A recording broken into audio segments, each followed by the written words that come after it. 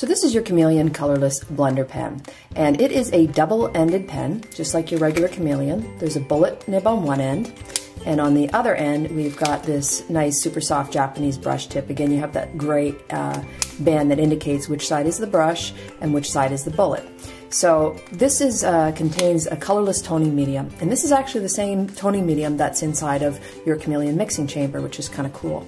But what it does, they call it a colorless blender, but it does many things. One of the things that it can do is it acts almost like a bleach or a lightener. So just to show you, if you had color that you've already laid down, and maybe you want to lighten that color up a little bit, this will actually go, and if you go over top of it, it kind of bleaches the color out. It lightens it up. So just going like this, and you'll see after a little bit of period of time, it takes some time to dry. And when it's wet, it'll still look a little bit dark.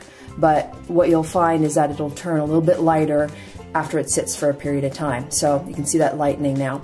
Basically what it does is it acts as a bleach, so it can take some of the color out. Don't worry if you get any on the tip, it'll actually come out. And here's a little bit of a hint for you, which is kind of fun, is if you find you have a little bit extra left on the tip, you can actually remove it just by putting it into one of the mixing chambers. And it will sort of pull that extra color back out again. So that's just a little neat factoid. Another thing that you can use this for, and the second thing, is you can be able to remove or sort of push color out of the way. So let's just see if you've got a area here that you've colored outside the lines.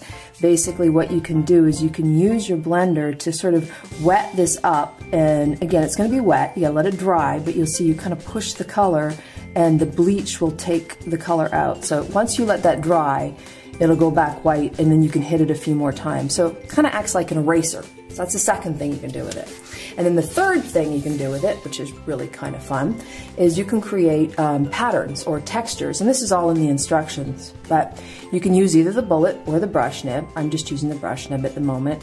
And you're just going to run it over top of the area that you're working on. Again, you might not see it change immediately, but once it dries, you'll find it'll start to give you this light texture, and it can add some pretty cool effects to what you're coloring with. So 3 different things that you can do with your colorless blender pen, and this is all in the instructions.